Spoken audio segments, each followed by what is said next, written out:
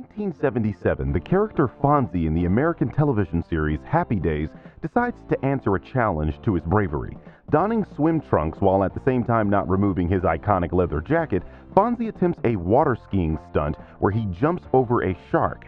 Happy Days was a show that the average Joe could understand and see themselves being a part of, given its generally relatable tone and realistic depiction of the teenage experience. But this episode changed the tone of the series. After his stunt, Fonzie became a more unrelatable character where he began getting away with all manner of superhuman stunts. You probably see where I'm going with this. This is where the phrase jumping the shark comes from, and I can't think of a better way to describe this movie.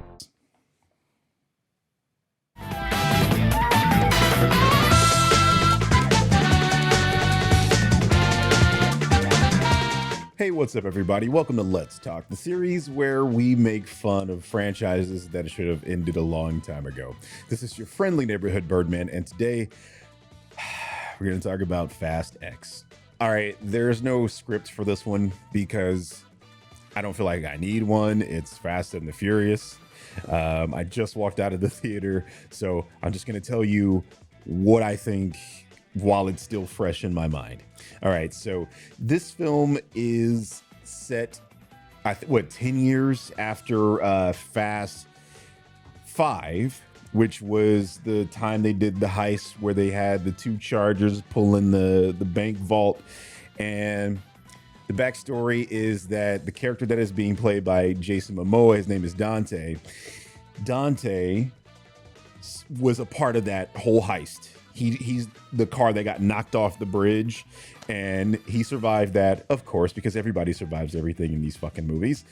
He survives that, and his dad got killed, so he's like, all right, boom, I want revenge. He's the son of Reyes. He is Dante Reyes. They killed his dad, so he's like, all right, cool, I'm gonna kill y'all's ass, but not really kill y'all's ass. I'm gonna make y'all suffer first, which is, I think, a huge movie cop-out. It's like, all these opportunities you could have killed these guys and you don't because you want to make them suffer, but I'm getting ahead of myself. He comes back after 10 years and is terrorizing the family.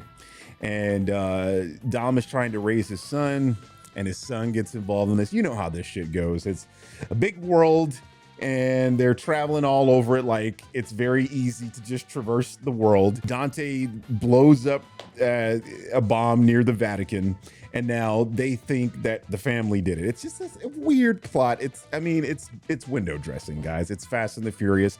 You don't really give a shit about the plot. You're here to watch fast cars, muscle-bound freaks survive crazy shit, and, you know, people going into space, apparently, because the last movie did buku bucks, and I'm just like, what the phasing? And, you know, I want to talk about the last movie because that last movie really pissed me off. That's why I opened this video with that, because fuck that movie. That movie was terrible. And surprisingly, wait for it, this one is not. It's not good. It's not a good movie, okay? But it's not terrible. There's some terrible things that happen in it, yes. And we'll get to that. But the movie itself is actually pretty good. Like, I'm actually shocked. I'm sitting there like, I'm waiting for this shit to get really bad. But then I'm sitting there like, oh, this is actually enjoyable. This is not awful. And a main reason for that, the reason for that, actually, is the performance of Jason Momoa. I love Jason Momoa. I love him in everything. He was great in Game of Thrones. I don't care what y'all say about Game of Thrones. I loved his portrayal of the character in Game of Thrones. I loved him as Aquaman. I love him here. He's great. He makes the movie, okay? Like, everything that's enjoyable about this film, it's Jason Momoa. Everything involving him, great. He plays a very eccentric kind of character. He's not like the Jason Momoa that we have all become accustomed to. It's very weird.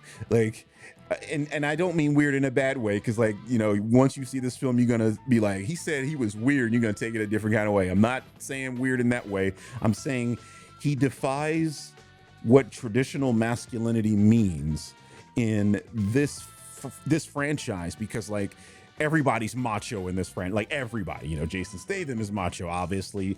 Vin Diesel is macho. John Cena's in this. Macho.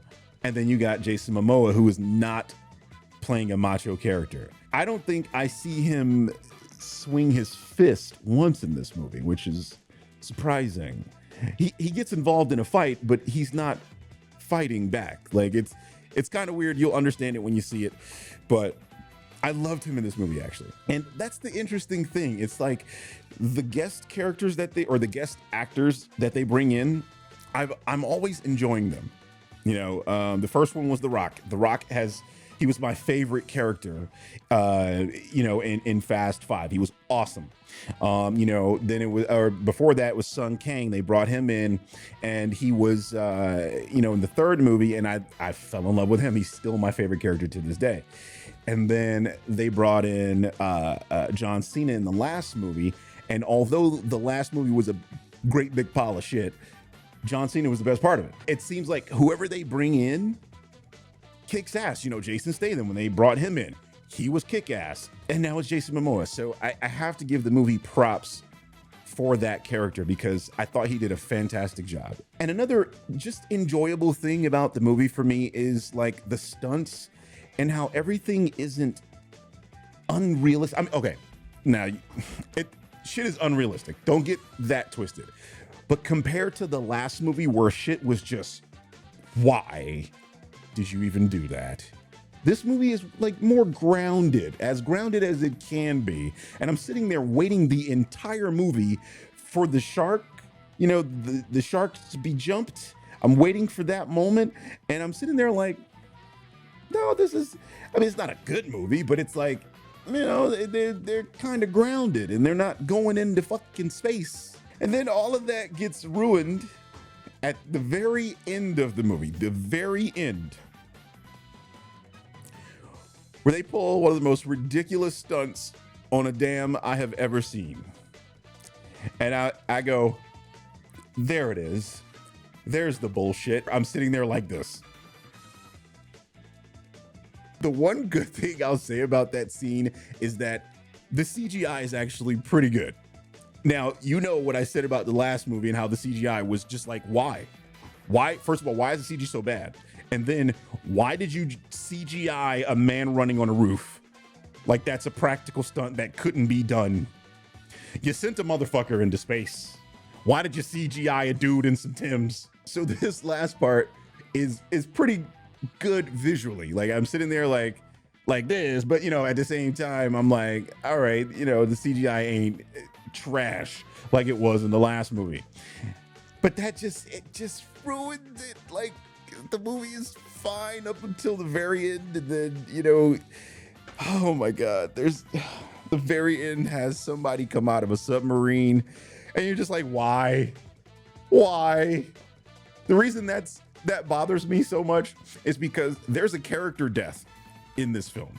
They actually have the balls to kill a character. And I'm like, okay, that's a moment. That was a moment. But then the very end of the movie, and then somebody hops out of a submarine, and you're like, well, that just undermined that, because you're like, well, who the fuck can die? Who can live? Like, what's going on in this bullshit? Like, Jesus Christ. Just why even kill anybody if you're going to bring people back? That's all I'm saying. There are two characters that were in previous films that return to this film, and I'm not going to spoil who it is. I think there might have been a spoiler already out there. I think I read something like that. I avoided it. I don't really do spoilers. I don't like people doing reviews before I can see a movie myself and then, you know, give you my honest thoughts on it. But yeah. I'm not mad that two characters returned. Actually, I'm very excited for one of them, but one of them I'm just like, you just undermined a death you just did, because like, I don't believe anybody's dead now. Like, everybody's alive. Everybody's alive, even Brian. All right, that's not a spoiler. Brian's like been alive. You know, they showed his car pulling up to the barbecue at the end of the previous movie. Brian is not in this movie though. He's in this movie, but like not in this movie. There's not a spoiler. There's like footage from from Fast 5, and he's in that footage. But Brian doesn't show up. I'm just I was kind of upset about that, actually. Like, I felt like Brian should have made an appearance. Like, if you're gonna do the whole thing, oh, Brian's still alive, he's still doing things in the background, then, like, you know, recast the character and have somebody play Brian and have Brian come back, or do what you did and have his brother play the character and just CGI the motherfucker's face. Y'all went to space, okay? You can CGI Paul Walker's face on his brother's body at this point. I'm done. Like, just do it. Stop teasing us. Stop jerking us off, and then when we get to the fucking end, pulling your hand away. No, keep jerking that shit. Listen, this movie, I'm not mad at it. I'm not mad. I was mad at the other one. Listen, they pissed me off the last movie. This one, not so much. It's the very end that I think is really dumb. There's a bunch of stuff that happens, and you're just like, all right, why? But then it's a fast movie, and you know what you're getting into. This one is definitely better than the previous movie. It's not a good movie, okay? But it's better than the last one, I feel. And it ends on a fucking cliffhanger, which is really gonna make me bring my score down, because I don't like the way this movie ends. I just don't like the ending. Up until the ending, I was having a decent time. I would even venture to say I was having a good time. Jason Momoa hamming it up. Loved him in this movie. You're going to love him too, I promise you. I like this movie better than the last one.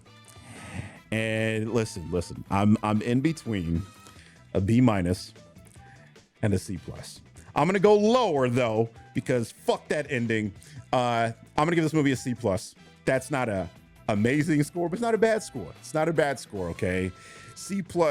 I think people will like this movie up until the ending. Some people might like it at the ending. There is a mid-credit scene that I suggest you stick around for, because I saw some people get up and I was like, they might miss something, because they had a mid-credit scene in the last movie, or last two movies, I think, or maybe the last couple. I don't even remember. But I sat there and I was like, nah, what the hell, let me wait until the black comes up. And then there was a mid-credit scene.